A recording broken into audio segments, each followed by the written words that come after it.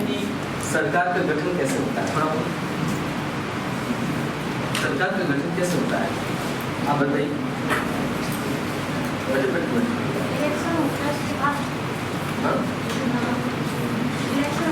हाँ, फिर इलेक्शन के बाद चुने जाते हैं लोग। जब चुने जाते हैं वो कहाँ होते हैं, कहाँ बैठते हैं? लोकसभा। मूल तत्व उसका वही कि जो जनता की प्रतिनिधि है वो कहाँ आते हैं? फिर लोकसभा में अलग अलग पार्टियों के लोग पहुँचते हैं, अलग अलग पार्टियों के लोग पहुँचते हैं। उनमें सत्ता कौन हासिल करता है? 543 सदस्यों से मिलकर बनी लोकसभा। उसमें जिसके सदस्य ज्यादा बहुमत में अगर नहीं है तो 2 दल मिलाकर बहुमत बना सकता है। अगर किसी के पास बहुमत नहीं है तो 2 दल मिलाकर बहुमत बना सकते हैं, या 3 या 4 या 10 दल भी मिलाकर बहुमत बना सकते हैं। अब इसे अच्छाई कहिए या बुराई, लेकिन ऐसा है, ये अच्छाई है एक तरह से। इसे संसदीय प्रणाली फेल नहीं होती है, नहीं तो फेल हो जाएगी ना। फिर कोई बहुमत नहीं प्राप्त करेगा फिर क्या होगा? फिर साल में चुनाव कराओ, फिर नहीं होगा तो फिर करना पड़ेगा, या तो फिर वो T20 खिलाओ। तो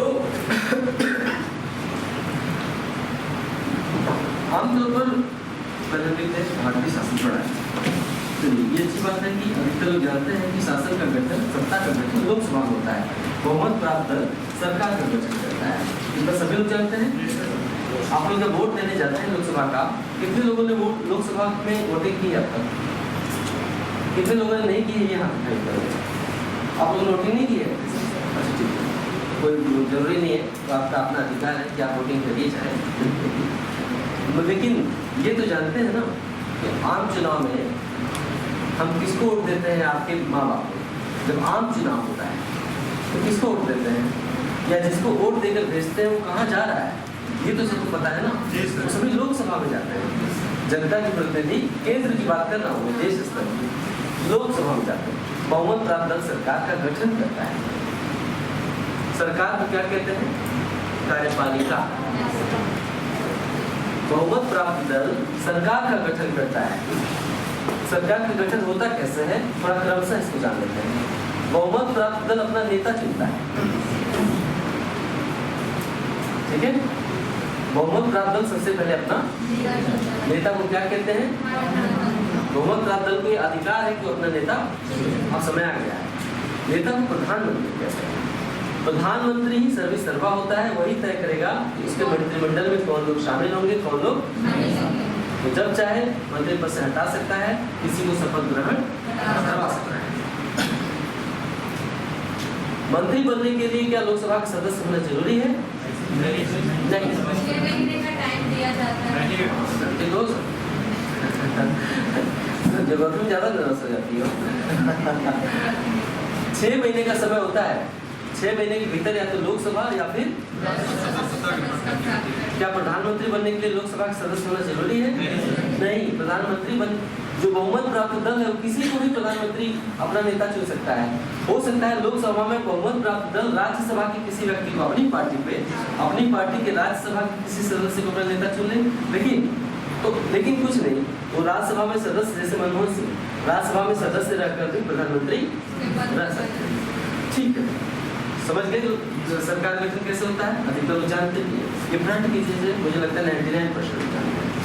अब जो कार्यपालिका गठित हुई है, अब वो संसद से अलग हो गई है।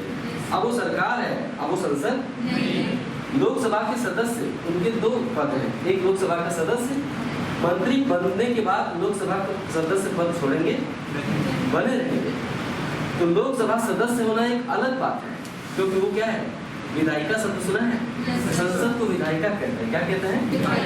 विधायिका के 3 अंग होते हैं, लोकसभा, राज्यसभा और 3 अंग हैं। तुम अब सरकार हो, क्या हो?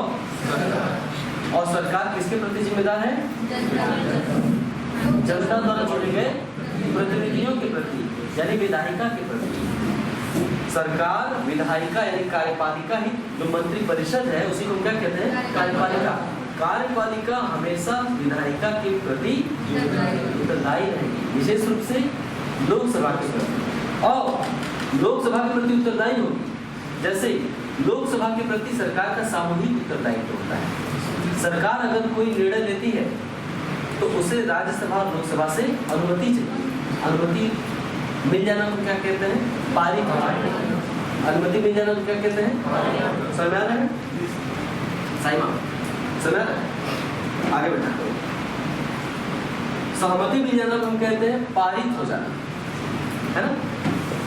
सरकार कोई निर्णय लेती है तो उसे इन दोनों से सहमति चाहिए।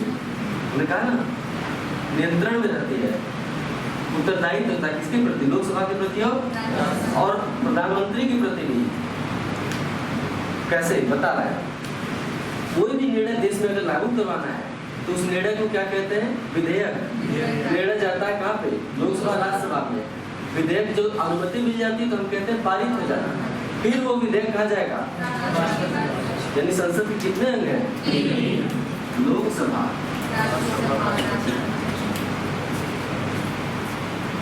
राज्यसभा और सबसे पहले विधान यहाँ पर निर्णय आता है। अनुमति मिल गई। अनुमति कई तरह से दी जाती है, बाद में बताऊंगा। साधारण बहुमत और विशेष बहुमत। साधारण बहुमत आधे से अधिक, विशेष बहुमत मतलब 2/3 उपस्थित और मतदान में भाग लेने वाले सदस्यों का 2/3। संसद में सभी जाए जरूरी नहीं। ऐसा कोई नियम नहीं है कि तो राज्यसभा लोकसभा सदस्य हो तो जब भी सत्र चल रहा है तो आना ही है, ऐसा कुछ नहीं है। बहुत आजादी होती है। पर यहाँ पे पास करवाना है तो यहाँ पास करवाना है। इन दोनों ने पास कर दिया, अभी इनके पास करवाना है। हो सकता है राष्ट्रपति अनुमति दे, हो सकता है। संसद में ये भी नहीं कहा गया है कि अनुमति कितने दिनों के भीतर देना है, कुछ कहा ही नहीं गया है। बस इतना कहा गया कि राष्ट्रपति उसे अपनी अनुमति दे सकता है या फिर अनुमति रोक सकता है। नहीं दे सकता है, नहीं कहा गया है, लेकिन अनुमति रोक सकता है। तो इससे राष्ट्रपति को एक ताकत मिलती है। उसे हम क्या कहते हैं? जेबी वीटो या पॉकेट वीटो। सब अंदर की चीज है ना, हम वहाँ नहीं जाना चाह रहे हैं। हम चाह रहे हैं संसदीय शासन प्रणाली में और अध्यक्षात्मक जो राष्ट्रपति वाली शासन प्रणाली होती है अमेरिका की, हम उसमें अंतर समझाना चाह रहे हैं। अभी हमारी शासन प्रणाली संसदीय है और संसदीय शासन प्रणाली कहाँ पे है? ब्रिटेन में। हमारी जो संसदीय शासन प्रणाली ब्रिटेन की तर्ज पर है, लेकिन 2 मूलभूत अंतर हैं। अभी आता है ब्रिटेन की संसदीय प्रणाली और हमारी संसदीय प्रणाली में 2 मूलभूत अंतर है। अभी समानता बता रहा है, ठीक है? ब्रिटेन में भी ऐसे ही होता है, लोकसभा में, राज्यसभा में, और उसके बाद राष्ट्रपति से अनुमति चाहिए। इसीलिए हम कहते हैं कि कार्यपालिका पर विधायिका का नियंत्रण होता है। सुना है आपने? कार्यपालिका विधायिका के नियंत्रण में रहती है, स्वतंत्र। उसे हर निर्णय पहले इससे जीवजोरी करनी पड़ेगी, फिर इससे, फिर राष्ट्रपति जी से अनुमति मिलेगी, तभी निर्णय देश में लागू होगा। यानी कार्यपालिका पर विधायिका का पूरा नियंत्रण। और साथ ही लोकसभा के प्रति उत्तरदायित्व किसके प्रति होता है? क्या होता है? सामूहिक उत्तरदायित्व। अभी समझिए, लिखवाऊंगा मैं, ऐसा नहीं कि आपके पास नोट्स नहीं होगा, बहुत बढ़िया नोट्स होगा। समझिए, सामूहिक उत्तरदायित्व।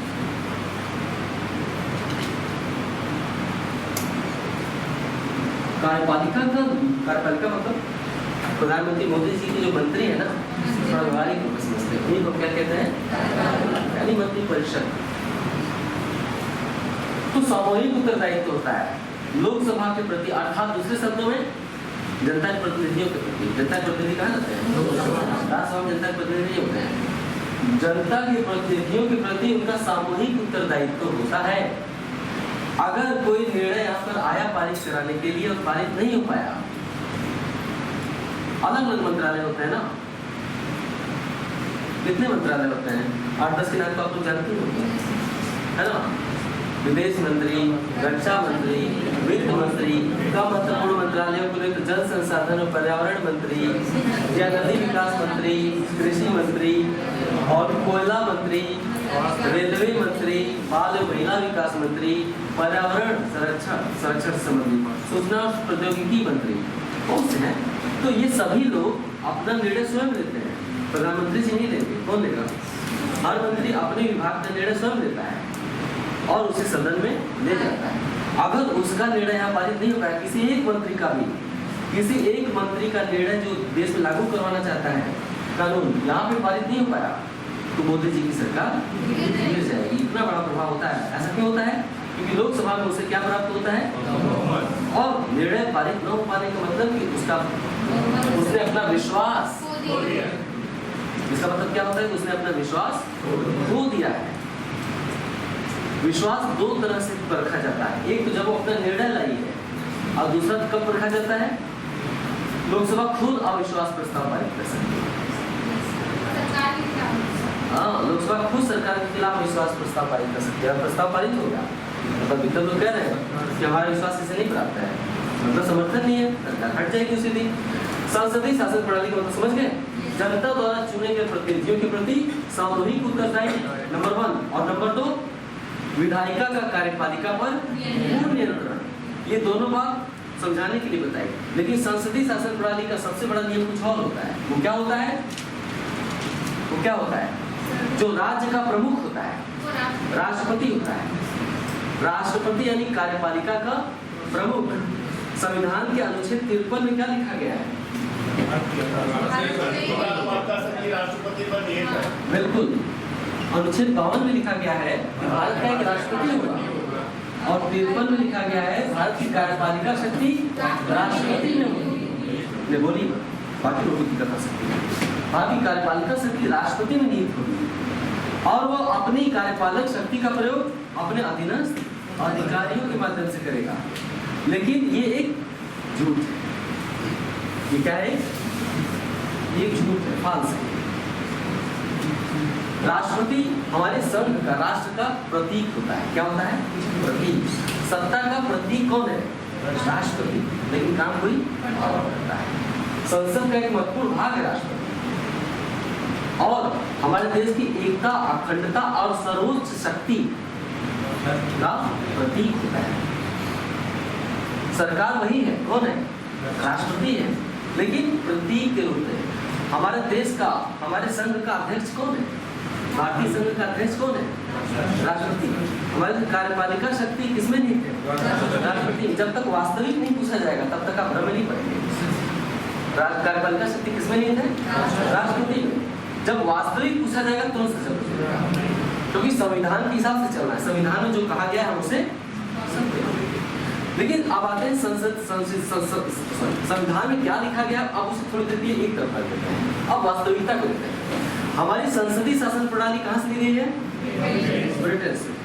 ब्रिटेन में राष्ट्रपति वंशानुगत होता है। क्या होता है, मतलब राजा का लड़का ही राष्ट्रपति बनेगा, क्योंकि ब्रिटेन के इतिहास में वहाँ की राजशाही का बहुत बड़ा योगदान है, और वहाँ की जनता अपने राजा से बहुत ही प्यार करती है। यहाँ की सरकारी गलौज नहीं करती है, वहाँ की जनता अपने राजा से बहुत ही प्यार करती है, बहुत ही सम्मान है वहाँ की राजशाही का।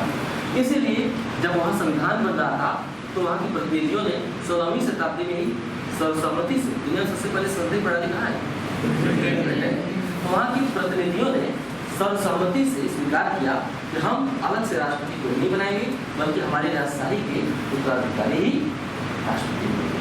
तो वहाँ की संसद में जो पारित होता है लोकसभा राज्यसभा में, फिर जाता है वहाँ पे राजा के वंशानुगत या राजशाही के वंशानुगत कौन है समय, वहाँ का राष्ट्रपति कौन है ब्रिटेन का, चार्ल्स द्वितीय, प्रिंस चार्ल्स कहते हैं, वो है। लेकिन भारत में राष्ट्रपति कैसा होता है, जनता द्वारा अप्रत्यक्ष रूप से। हमारे राष्ट्रपति का उत्तराधिकारी नहीं होगा, जनता द्वारा अप्रत्यक्ष रूप से चुना जाएगा। इसको क्या कहते हैं, गणराज्य।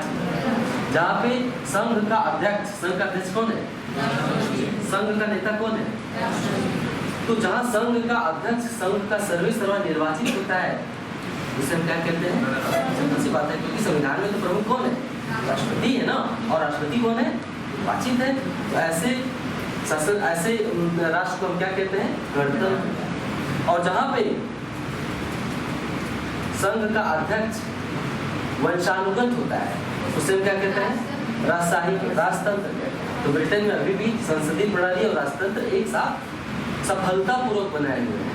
अन्य देशों में आप देखेंगे कि या तो राजतंत्र ही है या तो गणतंत्र ही है, लेकिन ये ब्रिटेन की सफलता है कि उसने अपनी विरासत, देखिए कितनी बड़ी बात है, उसने अपनी विरासत और अपने भविष्य को एक साथ मिला दिया है। भविष्य उसका संसद है, लेकिन संसद का एक महत्वपूर्ण भाग अपने राजा के लिए किया है, राजा को उसने छोड़ा नहीं। जबकि इन दोनों को मिलाना बड़ा ही मुश्किल है। जब वहां पे संसदीय प्रणाली की स्थापना हो रही थी तो ये बहुत ही महत्वपूर्ण विषय था कि राजतंत्र को क्या स्थान दिया जाए। तो राजतंत्र को गणराज्य का राजतंत्र का यानी राजतंत्र को जिंदा रखा गया। जबकि भारत में क्या हुआ, मुगल शासन का अंत कर दिया गया 1857 में। उसके बाद जब दोबारा संविधान सभा का गठन हुआ और संविधान लागू हुआ 26 जनवरी 1950 में, तो राजतंत्र गायब था, उसको नहीं लिया गया क्योंकि यहाँ पे बड़ा ही विवादास्पद था, है ना।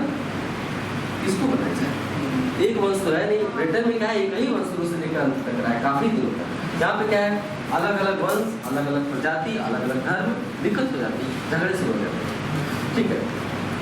अभी भी संसदीय प्रणाली का मूल लक्षण छूटा हुआ है।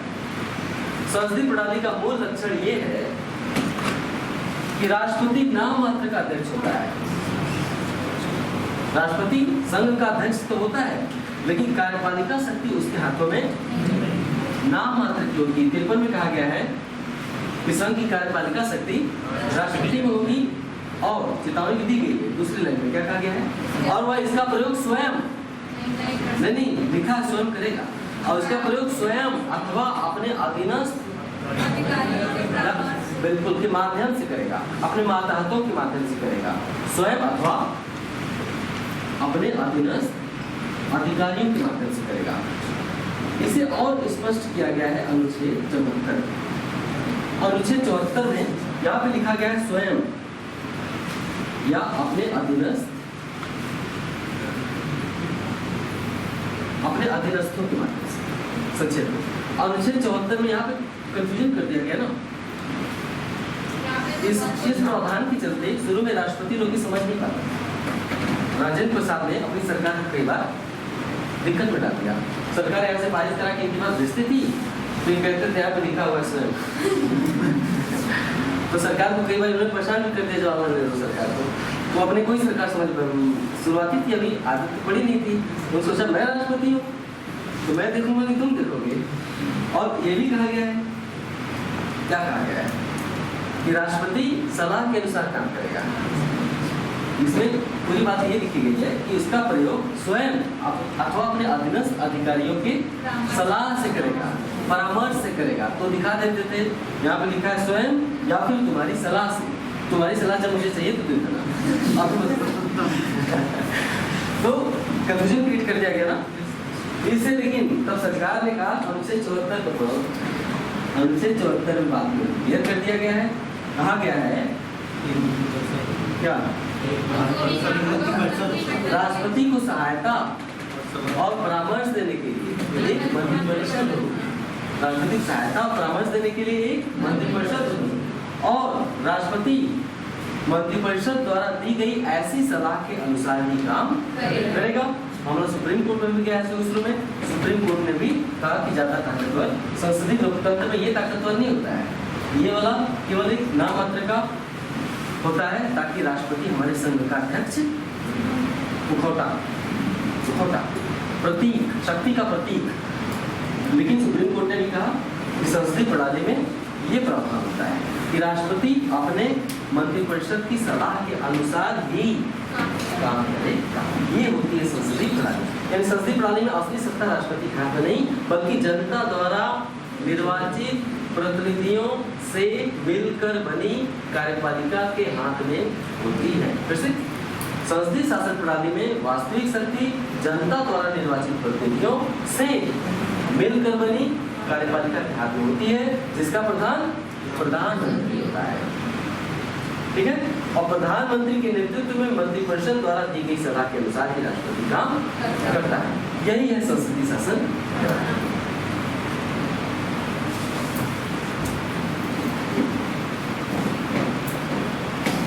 हमारी जो आमतौर पर जो संघात्मक राष्ट्र होते हैं, संघात्मक संविधान होते हैं। संघ मतलब दो स्तरीय शासन, एक केंद्र के स्तर पर, दूसरा जितने संघात्मक संविधान है उसमें दो तरह की शासन प्रणाली होती है, एक अध्यक्षीय और दूसरा संसदीय। दो तरह की, जितने संसदीय लोकतंत्र है ना उसमें दो तरह की शासन प्रणाली होती है, एक अध्यक्षीय और दूसरा संसदीय। अब ऐसे तो किस बैच में आप? तो पूछा मत करिए आप लोग, सीधे पूछ है अध्यक्षीय और संसदीय। अब इधर है अध्यक्षीय प्रणाली कहाँ पे है? अध्यक्षीय प्रणाली में सर्वोच्च कौन होता है? क्योंकि वहाँ के राष्ट्रपति का चुनाव जनता प्रत्यक्ष ही माना जाता है, ऐसे डायरेक्ट उन्हें वोट नहीं देती है, लेकिन वहाँ का चुनाव अमेरिका में अध्यक्षीय प्रणाली में राष्ट्रपति का चुनाव जनता द्वारा किया जाता है। इसलिए संघ की पूरी शक्ति, सबसे बड़ा संघ कौन है दुनिया का? अमेरिका। अमेरिका में कितने राज्य हैं? 54 या 55? क्या? ठीक है, मान लेते हैं अमेरिका में 51 राज्य।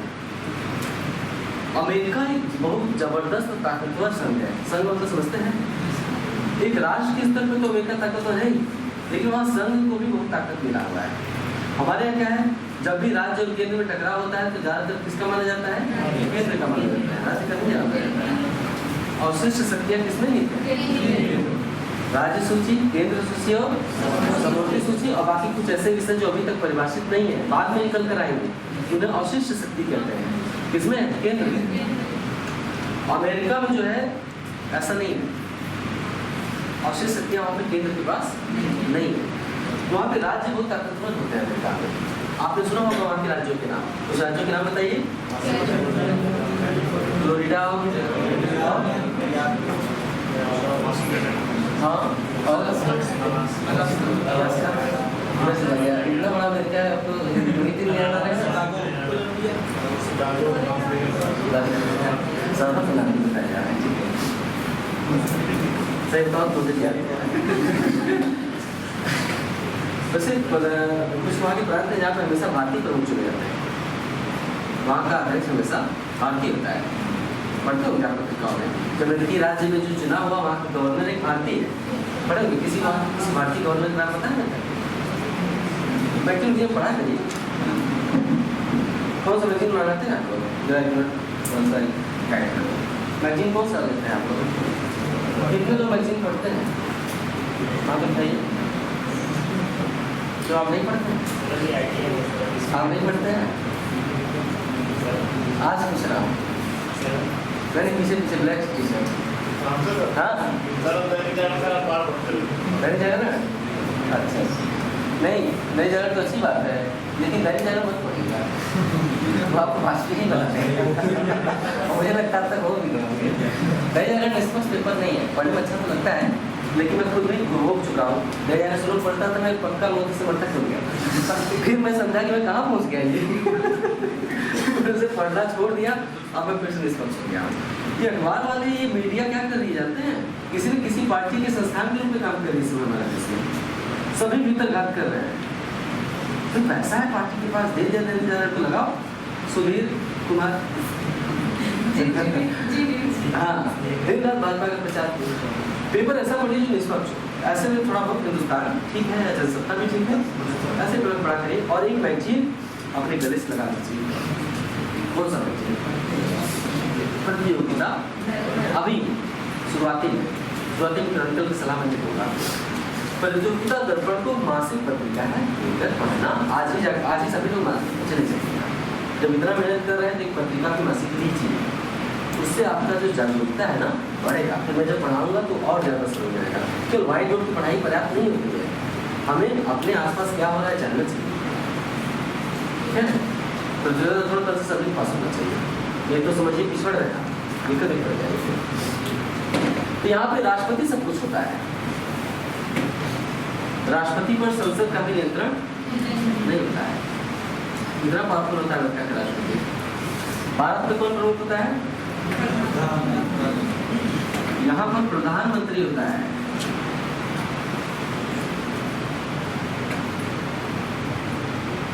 और यहाँ पर राष्ट्रपति। दो तरह की संघात्मक संविधान में दो तरह की शासन प्रणाली की स्थापना की जा सकती है, एक अध्यक्षीय और दूसरा संसदीय। अध्यक्षीय वाले में राष्ट्रपति सर्वेसर्वा और संसदीय वाले में प्रधानमंत्री सर्वेसर्वा। राष्ट्रपति नाम मात्र के लिए कार्यपालिका का प्रमुख होता है। ठीक है, अब भारत की जो संसदीय प्रणाली ली गई है वो कहाँ से ली गई है? अमेरिका से नहीं, ब्रिटेन से। अभी तक बताया ब्रिटेन और भारत की संसदीय प्रणाली में दो तरह का अंतर है। पहला अंतर, अमेरिका में जो राष्ट्रपति है वंशानुगत होता है।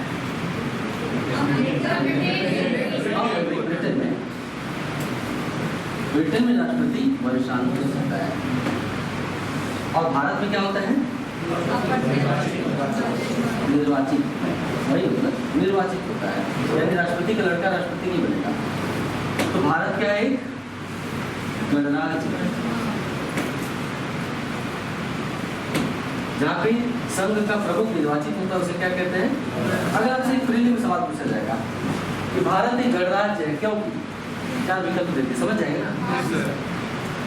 समझ जाएगा ना? हो सकता है राष्ट्रपति शब्द का प्रयोग सीधे ना हो, लिखा रहेगा संघ का अध्यक्ष निर्वाचित होता है, समझ जाएंगे ना? संघ का अध्यक्ष निर्वाचित होता है, इसलिए भारत एक गणराज्य है। दूसरा अंतर क्या है? सभी लोग समझ में आ रहा है? मैं पूरा नहीं लिख पा रहा हूँ, प्रतीकात्मक लिख रहा हूँ, लेकिन बात तो समझ आ रही है ना? दूसरा अंतर क्या है? ब्रिटिश संसदीय प्रणाली पूछा जाता है ये सब, जो मतलब नहीं बता रहा हूँ, यहाँ से बार बार सवाल आते हैं। ब्रिटेन की जो संसदीय प्रणाली है और भारत की संसदीय प्रणाली, इसमें दूसरा अंतर किसी को पता है? बहुत महत्वपूर्ण अंतर है। यहाँ की जो ब्रिटेन की जो ऊंचा वाला सदन है वो अपने आप में ऊंचा होता है, मतलब संप्रभु होता है। हाँ, ऊंचा वाला नहीं, उसमें मतलब ब्रिटिश संसद बहुत बढ़िया है, ये आपको पता है। ब्रिटिश संसद क्या होती है? संप्रभु। संप्रभु मतलब समझते हैं? उसका जो निर्णय लिया उस पर कोई प्रश्न चिन्ह नहीं लगा सकता। ब्रिटेन में संसद संप्रभु मतलब संसद ब्रिटेन में जो निर्णय ले ली वो हाउस ऑफ लॉर्ड्स। हाँ, हाउस ऑफ लॉर्ड्स। वहाँ की उसी को बुला के हम संसद नहीं पढ़ेंगे, हाउस ऑफ लॉर्ड्स वहाँ का नहीं हो सकता। जैसे भारत में क्या है? लोकसभा ना, वहाँ पर क्या है? नहीं, वहाँ house of peoples, house of peoples कहते हैं ब्रिटेन में। तो वहाँ पे हाउस ऑफ पीपुल यानी संसद ने जो निर्णय ले लिया वो अंतिम है, न्यायपालिका उस पर सवाल नहीं करा। यानी न्यायिक समीक्षा के दायरे में ब्रिटिश संसद के निर्णय और उसके द्वारा बनाए गए कानून न्यायिक समीक्षा के दायरे में नहीं है। भारत में संसद संप्रभु नहीं। यहाँ पे सर्वोच्चता किसकी है? ये टकराव होता रहता है, ये टकराव का विषय बात है, न्यायपालिका और संसद का टकराव। जबकि यूएसए में न्यायपालिका की सर्वोच्चता है।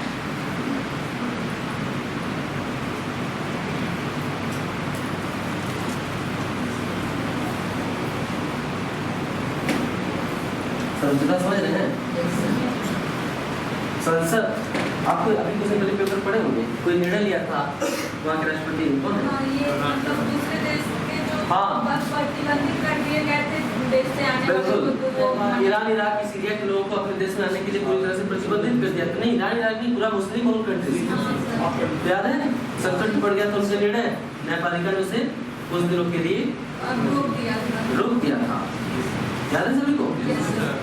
यानी यूएसए में क्या है? न्यायपालिका की सर्वोच्चता है। ब्रिटेन में बिल्कुल ऐसा नहीं है। ब्रिटेन में संसद ने जो निर्णय ले लिया वो ले लिया, अंतिम होगा। इस बात को समझिएगा, दिखाऊंगा। भारत कहाँ से प्रेरित है? इससे नहीं, भारत कैसे प्रेरित है? भारत में संसद द्वारा लिए गए निर्णय न्यायिक समीक्षा के दायरे में आते हैं।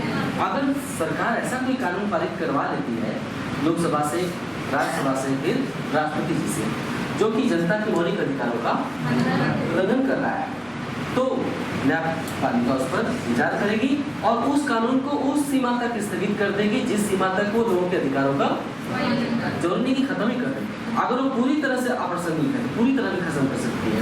अदरवाइज उस कानून का कोई ऐसा भाग जो कि मूल अधिकारों का उल्लंघन कर रहा है, तो उस कानून के उस भाग को उस सीमा तक स्थगित कर सकती है, शून्य घोषित कर सकती है जिस सीमा तक वो मूल अधिकारों का कहाँ है प्रावधान? किसी को पता है?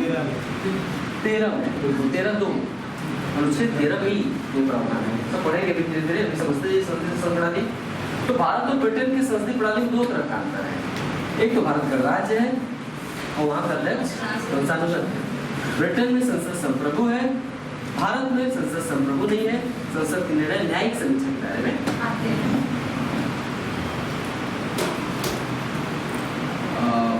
एक मिनट जाके बुला लीजिए। नोट्स है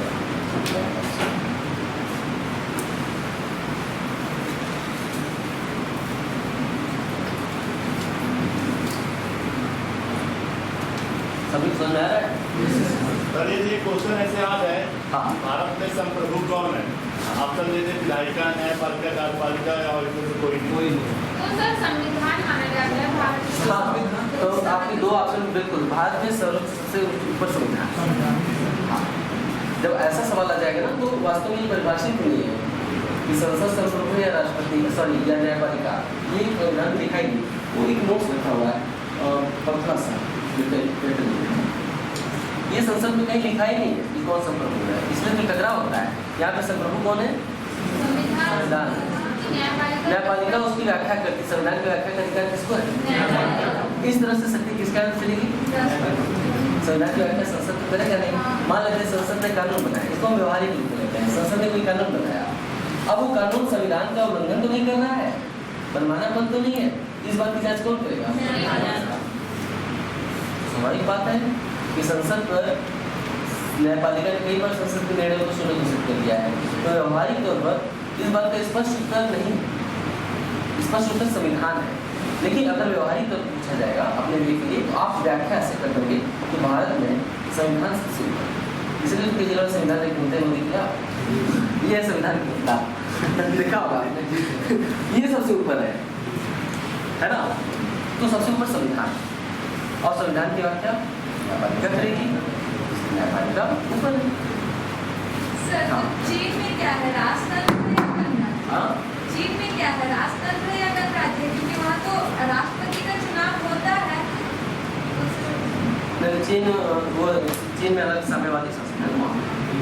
चीन में जो साम्यवादी शासन है वो संघात्मक नहीं है। चीन में संघ है न लोकतंत्र है, वहाँ तो साम्यवादी शासन है। उसकी परिभाषा में कहा जो संघीय लोकतंत्र होता है, राज्य और केंद्र, और जहाँ लोकतांत्रिक प्रणाली है, मतलब जनता शासन है।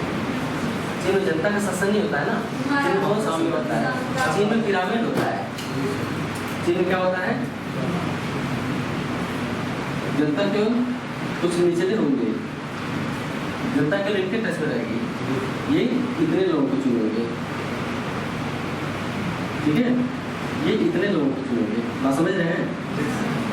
ये इतने लोगों को चुनेंगे, इस तरह से ये ऐसे हो जाता है। शीर्ष पर वहाँ का राष्ट्रपति होता है। नहीं, जनता वहाँ पर निर्वाचन में भाग नहीं लेती है, उसके नीचे के लोग मिलकर निर्णय लेते हैं। तो साम्यवादी शासन होता है, एक तरह से तानाशाही का ये अलग तरह का होता है। वहाँ की सरकार कुछ भी निर्णय लेगी, जनता उसका विरोध नहीं कर सकती। इवन कोई मंत्री भी उनका अगर विरोध करेगा तो फिर विरोध समझा जाता है। चीन में एक तरह से साम्यवाद मतलब क्या होता है? तानाशाही। साम्यवादी क्या होता है? आम तौर पर जितने भी सरकारें रही हैं, एक तरह से हिटलर का भी जो सत्ता थी वो क्या थी? साम्यवादी। साम्यवाद का ही एक अलग रूप था, फासीवाद, नाजीवाद, साम्यवाद का ही अलग रूप। साम्यवाद में क्या होता है कि राष्ट्रवाद इतना ऊपर होता है कि व्यक्ति की वैल्यू खत्म हो जाती है, व्यक्ति को सुविधाएं दी जाएंगी, उपभोग करने को सब कुछ रहेगा, सुख सुविधा खूब रहेगी। चीन में आप लोगों से ज्यादा सुख सुविधा है वहाँ पे। ये पिरामिड तय करती है कि हमारे देश के लोग सुखी रहेंगे, ये तो तय कर देती है। जैसे चीन को अगर लगा कि लोग जनसंख्या बढ़ा रहे हैं तो रोक दिया, क्योंकि हमारे देश का नुकसान हो रहा है इससे। भारत में क्या है? रोक दिया तो लिपा पोत शुरू हो जाएगी। मैंने तो ये दलित विरोधी निर्णय है वो है, शुरू हो जाएगा फालतू टाइप का घुसला बची। यहाँ पर निर्णय लेना बड़ा कठोर होता है। और चीन जैसे साम्यवादी देशों में राष्ट्र हित में जो भी निर्णय ले लिया जाएगा उसका विरोध करने वालों को सीधे गोली मार देते हैं। क्यों? क्योंकि बहुत लिपापोती करवाएगा आपकी बात में जाएगा, इसलिए इस लिपापोती को तत्काल रोको, क्योंकि निर्णय राष्ट्र हित में है। और दूसरी बात, ये वाली शासन प्रणाली तय करती है कि लोगों के पास सुख सुविधाओं की कमी, चीन में लोगों के पास उपभोग करने की कमी नहीं है, खूब उपभोग करने की, खाना पीना रहने की कमी नहीं है। और इसके बदले में हर चीज़ की कीमत होती है ना, हर चीज़ की कीमत क्या होती है?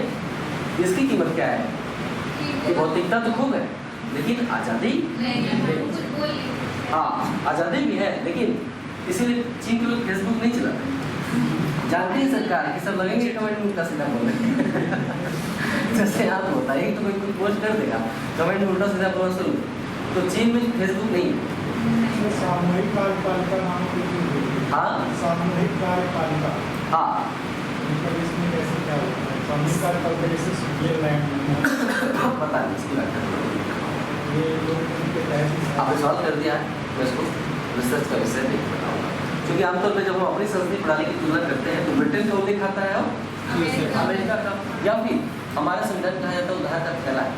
इस पूरे चक्कर में कहीं चीन से कुछ उधार ही नहीं, कहीं से कुछ उधार होता है तो तुलना करने में आसानी होती है। ऑस्ट्रेलिया से कुछ लिया गया है, कनाडा से कुछ लिया गया है, चीन से कहीं से कुछ लिया ही नहीं गया, हो सकता है आपका उदाहरण चीन से मिले, तो ऐसा है।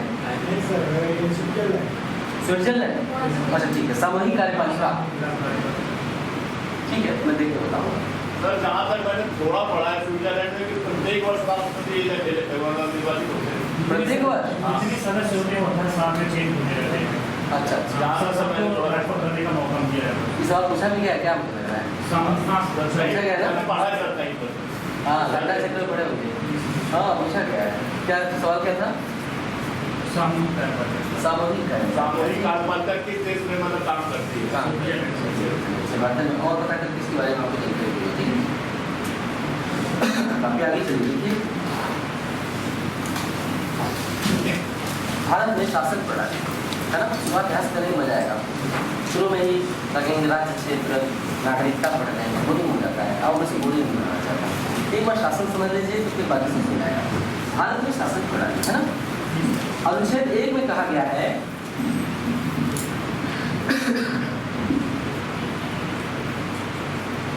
कि भारत अर्थात इंडिया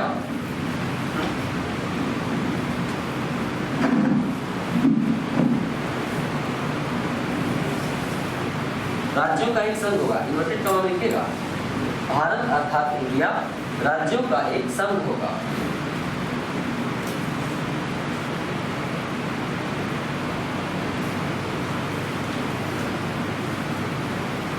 संघात्मक संविधान, इसीलिए सर हाँ फुल शब्द के इन्वर्टेड कॉमा क्लोज, संघात्मक संविधान के अंतर्गत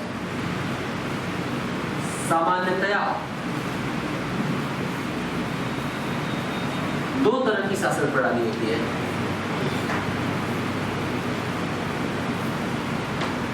पहला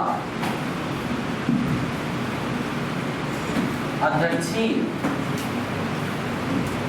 और दूसरा संसदीय।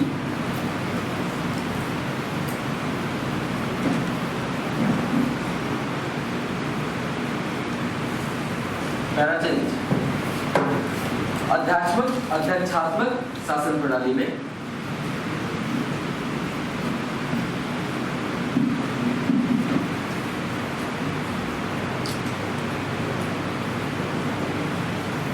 राष्ट्रपति कार्यपालिका का वास्तविक प्रधान होता है।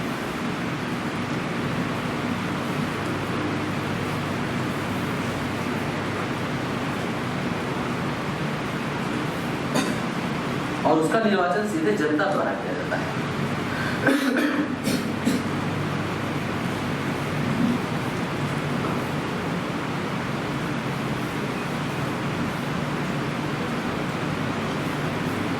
उदाहरण के लिए अमेरिका,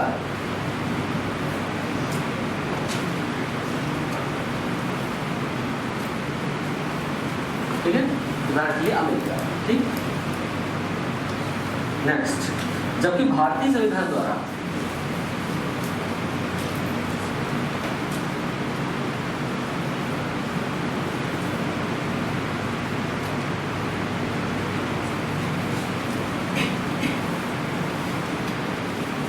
इंग्लैंड की तर्ज पर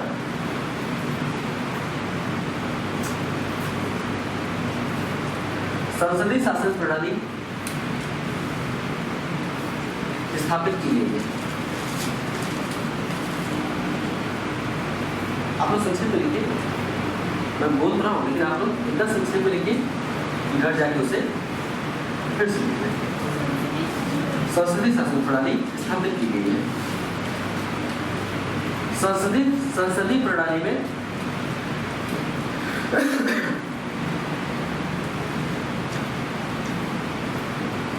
राष्ट्रपति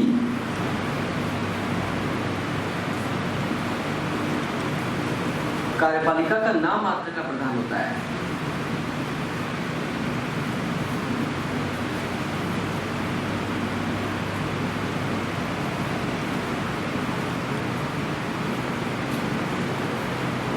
और वास्तविक कार्यपालिका शक्ति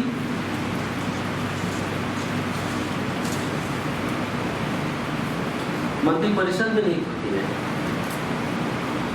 और वास्तविक कार्यपालिका शक्ति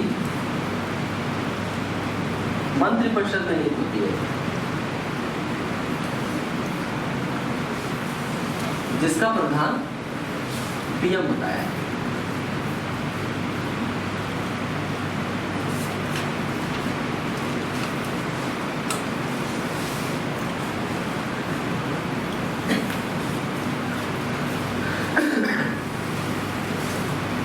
राष्ट्रपति अपनी कार्यपालिका शक्ति का प्रयोग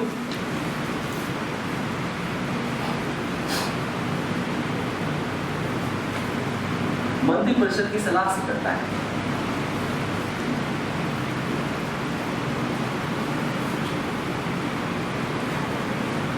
मंत्रिपरिषद की सलाह से करता है। वैकेंट लीजिएगा, विधेयक समझ जाएंगे।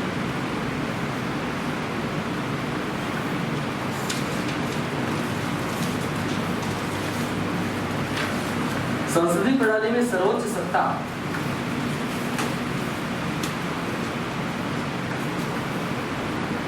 किसमें निहित होती है? संसदीय प्रणाली में सर्वोच्च सत्ता की बात कर रहा हूँ। किसमें निहित होती है? जनता में। जनता पर नहीं होती। हाँ, जनता में सर्वोच्च सत्ता जनता में निहित होती है।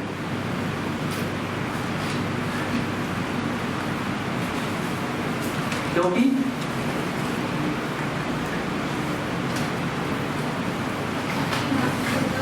अनुच्छेद 75(3) के अनुसार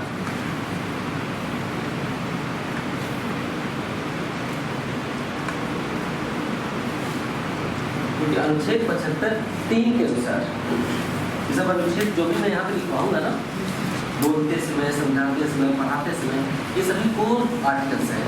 और मतलब सबसे ज्यादा चलने वाले। ऐसा तो मैं खराब अनुच्छेद नहीं लिखूंगा ना, लास्ट हो जाएगा, सभी अनुच्छेद लिखूंगा।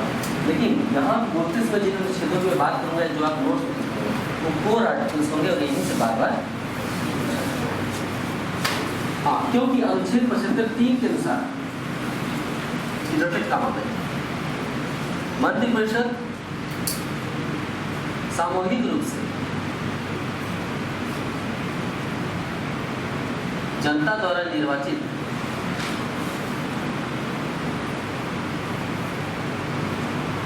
प्रतिनिधियों ब्रैकेट में लोकसभा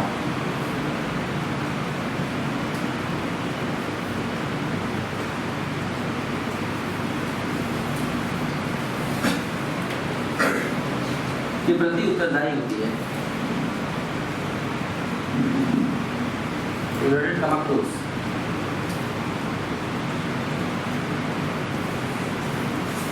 संसदीय प्रणाली में जनता द्वारा निर्वाचित प्रतिनिधि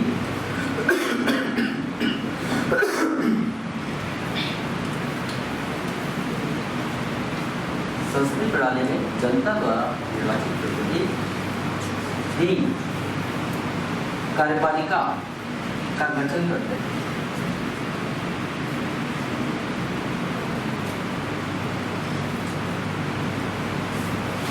ब्रैकेट में मंत्रिपरिषद लाइन तोड़ तोड़ के लिखिएगा, ये कहानी नहीं है। जितने लाइन तोड़ तोड़ के लिखेंगे उतना बढ़िया रहेगा।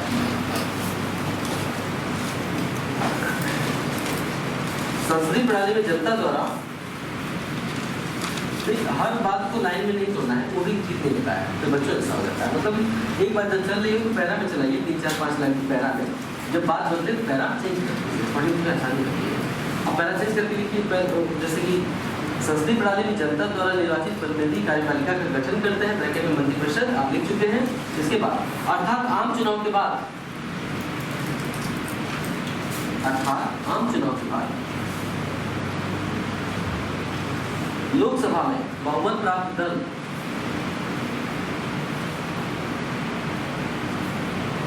कार्यपालिका का गठन करता है।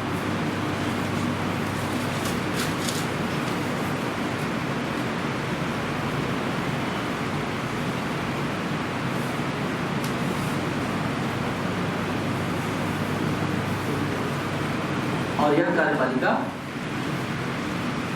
और इस कार्यपालिका का ऐसे लिखिए, और इस कार्यपालिका का लोकसभा के प्रति सामूहिक उत्तरदायित्व होता है।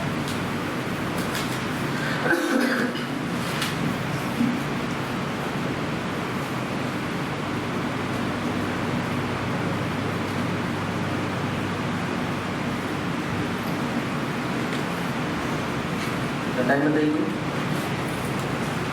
टाइम 10:05।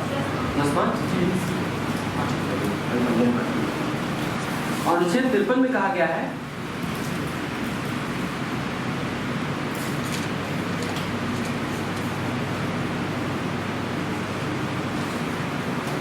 कि भारत की कार्यपालिका शक्ति राष्ट्रपति में होगी।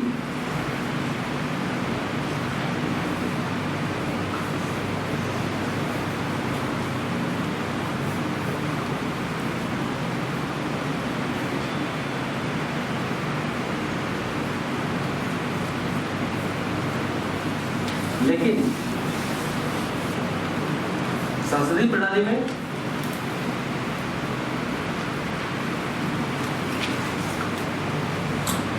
राष्ट्रपति को मंत्रिपरिषद की सलाह से काम करना होता है।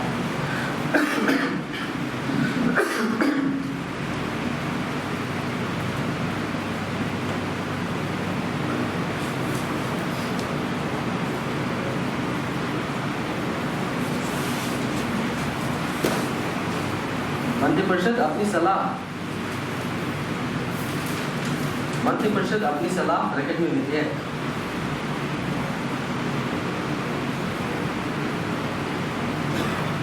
राष्ट्रपति को तभी भेज सकती है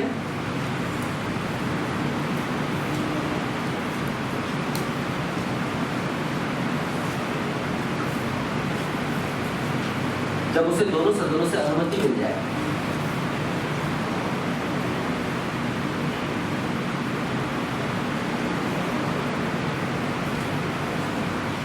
जब उसे दोनों सदनों से अनुमति मिल जाए।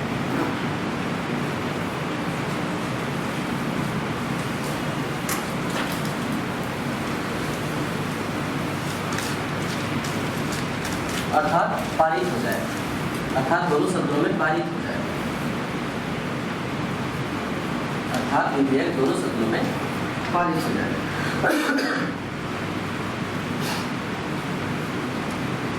इसके बाद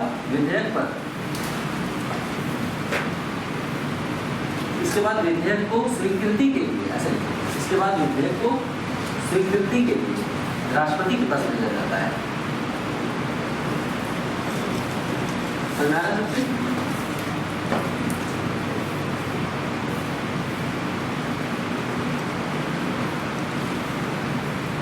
स्वीकृति मिलने पर यह कानून बन जाता है।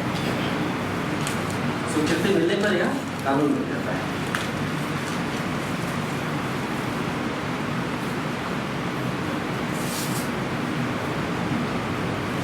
अतः संसदीय व्यवस्था में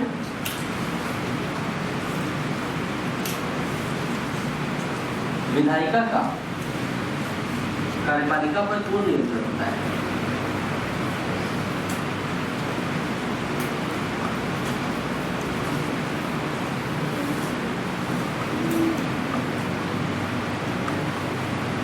अतः संसदीय प्रणाली में विधायिका का कार्यपालिका पर पूर्ण नियंत्रण होता है।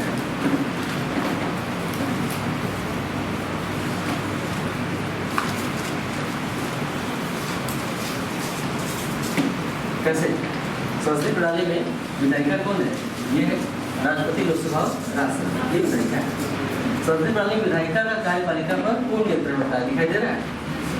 इन्हें कोई भी निर्णय लेना है, पहले यहाँ पारित कराओ, यहाँ कराओ, इन दोनों हो गया तो तुम्हारे नीचे से कुछ कराओ। तब वो कानून बनेगा। तो हम कह सकते हैं ना संसदीय प्रणाली में विधायिका का कार्यपालिका पर और सामूहिक उत्तरदायित्व किसके प्रति होता है? जनता द्वारा निर्वाचित प्रतिनिधियों। नेक्स्ट सर एक चीज सर बात सर जैसे विधायिका में लोकसभा राज्यसभा राष्ट्रपति 3 आते हैं, 3 अंग विधायिका तो इसी पर कार्यपालिका में कौन आता है? राष्ट्रपति राष्ट्रपति सभा तक कार्यपालिका बहुत विस्तृत होती है। कार्यपालिका में आपके राष्ट्रपति, प्रधानमंत्री का पूरा मंत्रिपरिषद, इसके अलावा हमारे शासन प्रणाली 2 स्तरों पे है, केंद्र और राज्यों में जो कार्यपालिका होती है उसमें राज्यपाल, मुख्यमंत्री की जो मंत्रीगण है, हालांकि स्तर बदल गया, उसके अलावा जो महान्यायवादी होता है, आर्टिकल 76 बिल्कुल 76 महान्यायवादी की कार्यपालिका में आता है, क्योंकि सरकार का वो प्रमुख सलाहकार होता है। सरकार पूरा काम उसी से सलाह लेकर करती है। जहाँ भी विधिक अड़चन आती है कानूनी, यहाँ भी न्यायपालिका समीक्षा कर सकती है। पता चला आप जैसा काम कर रहे हैं न्यायिक समीक्षा के लिए चला गया, उससे सरकार की नमी भी होती है। तो महान्यायवादी सलाह देता रहता है कि आपका कानून गड़बड़ है या सही है, संविधान के दायरे में है या नहीं है, तो प्रमुख सलाहकार होता है। इसके अलावा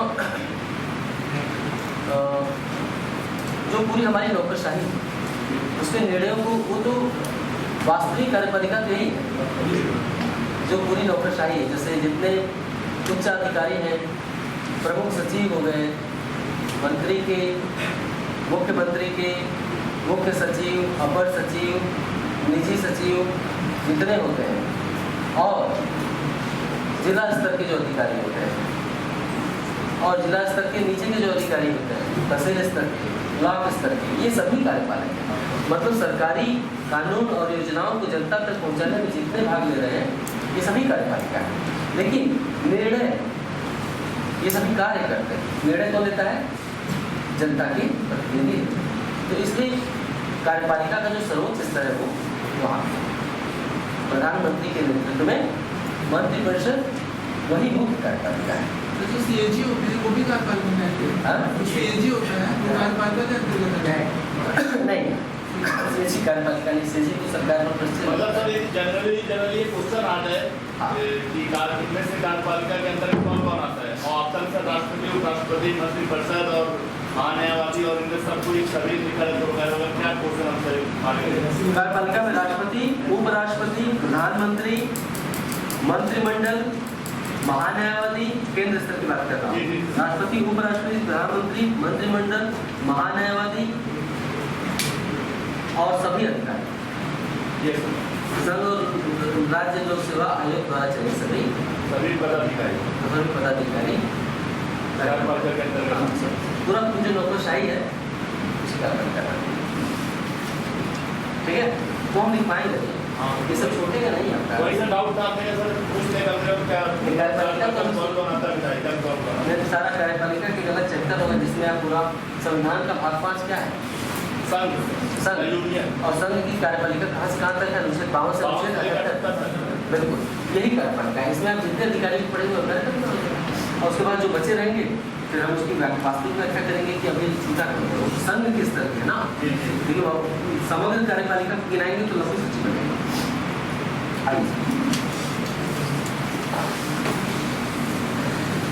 ब्रिटेन और भारत की संसदीय प्रणाली में 2 मूलभूत अंतर है।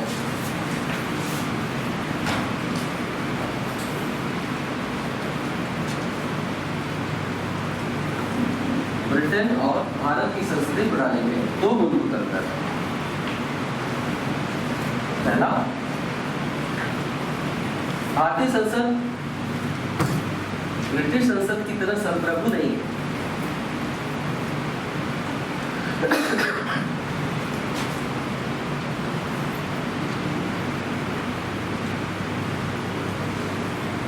अर्थात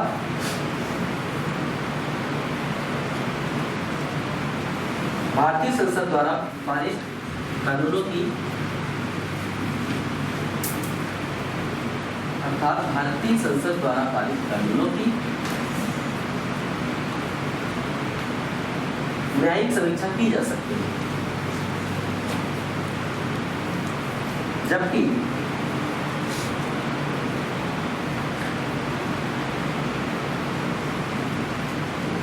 जबकि ब्रिटिश संसद के निर्णयों की समीक्षा नहीं की जा सकती, न्यायिक समीक्षा नहीं की जा सकती।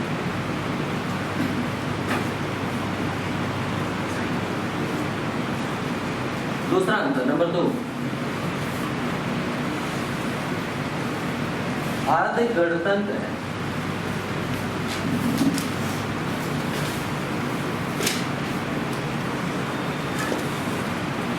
इसका अर्थ यह है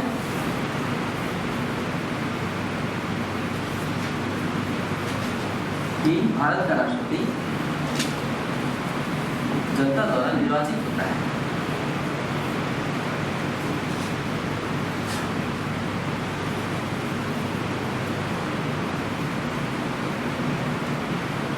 जबकि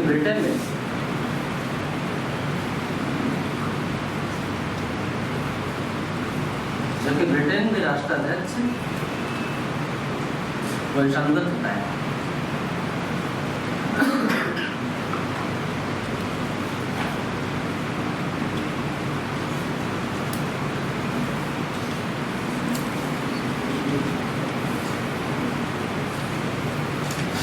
नेक्स्ट पैरा चेंज, एरो के लिए नोट करके लिख लीजिए इसको। भारत में केंद्र की भांति राज्यों में भी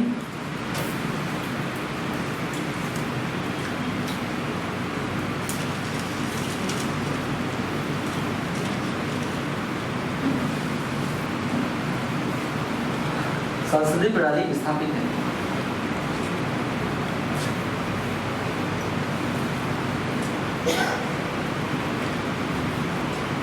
मूल संविधान में संसदीय प्रणाली 2 स्तरीय थी। मूल संविधान में संसदीय प्रणाली 2 स्तरीय थी, अर्थात केंद्र स्तर और राज्य स्तर।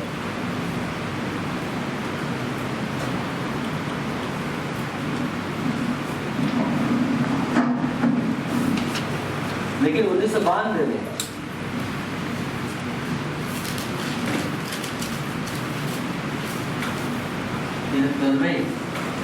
और 74वें संविधान संशोधन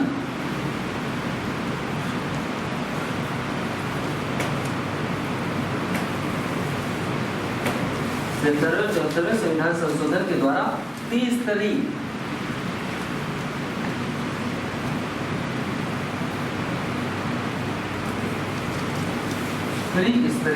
शासन व्यवस्था स्थापित की गई है।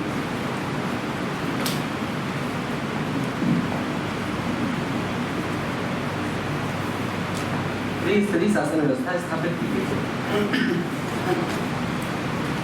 73वें संशोधन द्वारा ग्राम पंचायत 73वें संशोधन द्वारा ग्राम पंचायतों और 74वें संशोधन द्वारा नगर पंचायतों का गठन किया गया।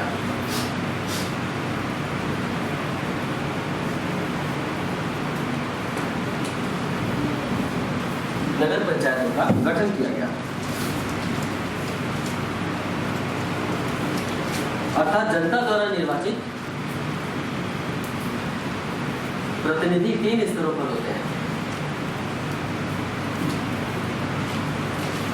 जनता द्वारा निर्वाचित प्रतिनिधि 3 स्तरों पर होते हैं, केंद्र, राज्य और स्थानीय स्तर। केंद्र, पहला केंद्र, दूसरा राज्य, तीसरा स्थानीय स्तर।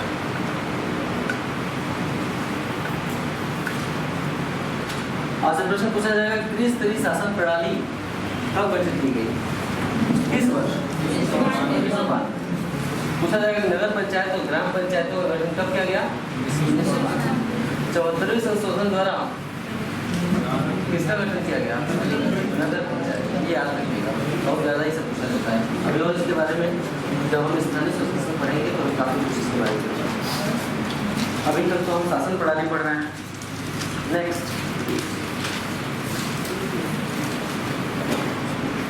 यह त्रिस्तरीय व्यवस्था विश्व के किसी दूसरे देश में नहीं है। यह त्रिस्तरीय व्यवस्था विश्व की किसी भी दूसरे देश में नहीं, या किसी भी अन्य संविधान पे नहीं ऐसे।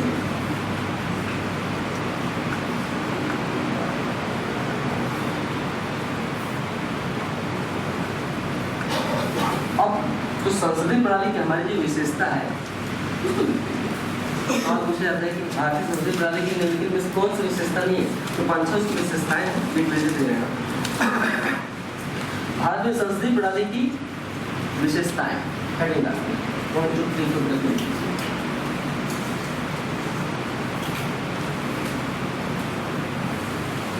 नंबर 1, वास्तविक और नाममात्र के कार्यपालकों की उपस्थिति।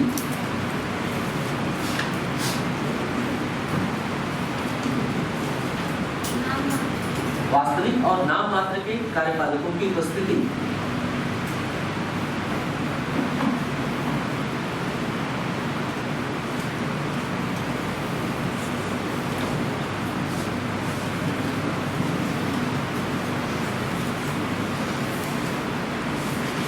इसी लाइन में आगे ऐसे जोड़ देंगे, वास्तविक प्रेसिडेंट नाममात्र, वास्तविक और नाममात्र के कार्यपालकों की उपस्थिति। दूसरा, बहुमत वाले दल की सत्ता।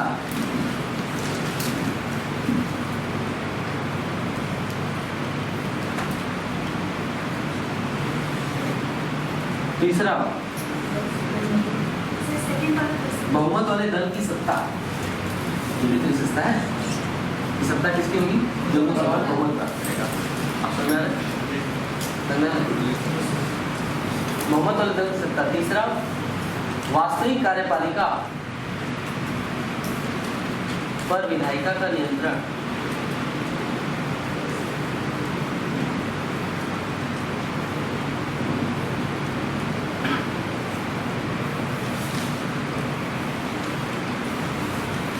चौथा, लोकसभा के प्रति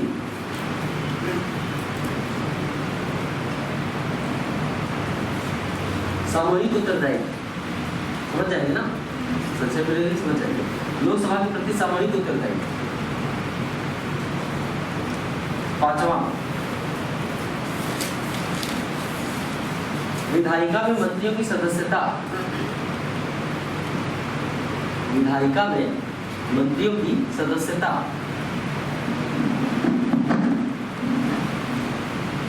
इसका मतलब समझ रहे हैं आप? जैसे अमेरिका में ऐसा नहीं है, हमारे यहाँ मंत्री संसद का सदस्य, लोकसभा या राज्यसभा का सदस्य जरूरी नहीं मंत्री बनते समय वो सदस्य हो। जैसे मान लेते हैं चुनाव हुआ, हमारे प्रधानमंत्री बहुमत वाले दल ने अपना नेता चुन लिया, यानी पीएम चुन लिया। अब पीएम अपना मंत्री गठित कर रहा है, लेकिन हो सकता है पीएम को मैं पसंद आ जाऊँ, ठीक बात क्या, क्योंकि मैंने तो चुनाव लड़ा ही नहीं, तो मैं मंत्री बन जाऊँगा। ये बहुत ताकतवर होता है, बस इतना तक किसी को भी मंत्री बना सकता है, लेकिन एक शर्त से क्या, 6 महीने के भीतर लोकसभा या राज्यसभा की सदस्यता मिल जानी चाहिए, अन्यथा उसका पद मिल सकता है 6 महीने तक है। तो यहाँ पर मंत्री पद विधायिका में सदस्य होना चाहिए, राज्यसभा या फिर लोकसभा। अमेरिका में ऐसा नहीं है।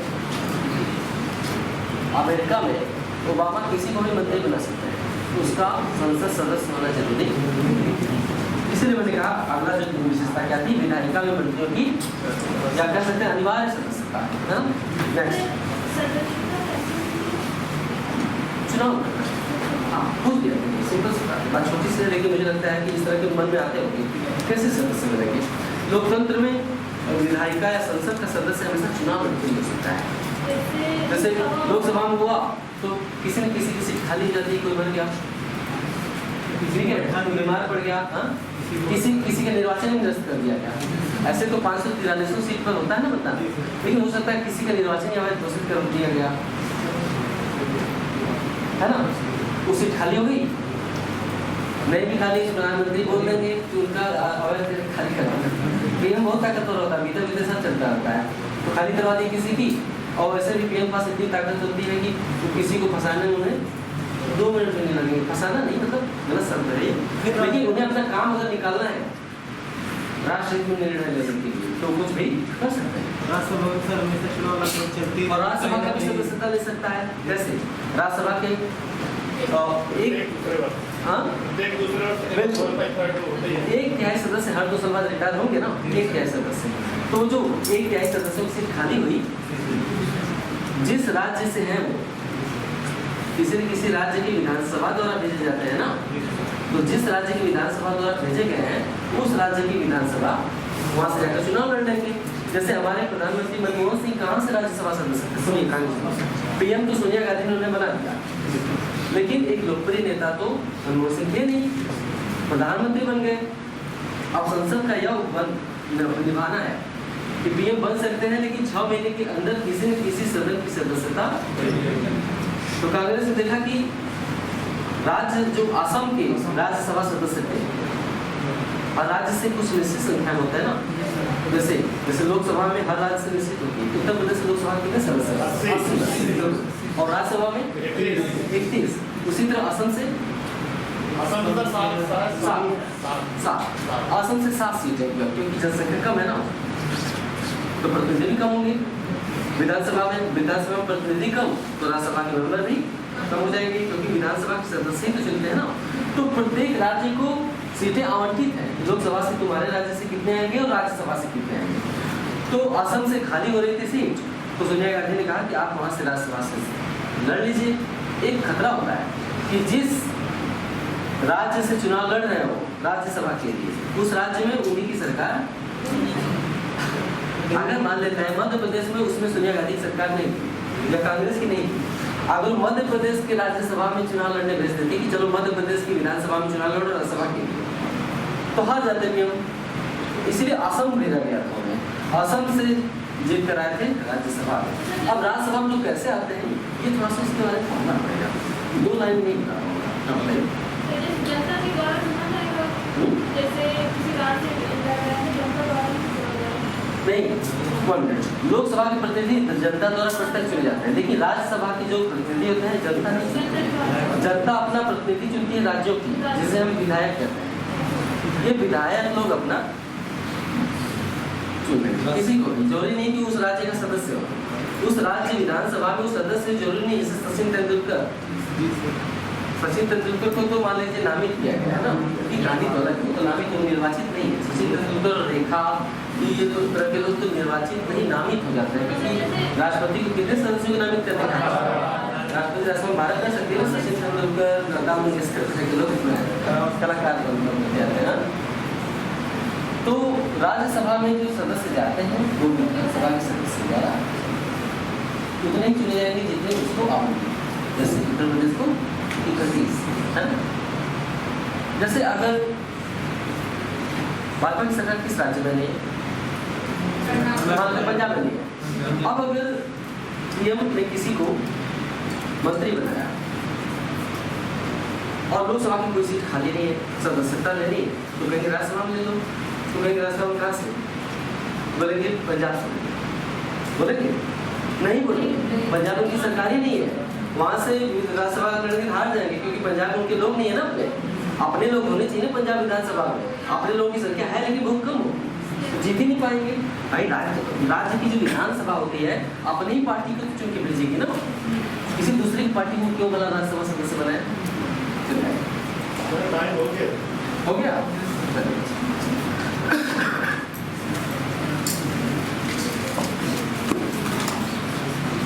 नोट कर लीजिएगा आप लोग।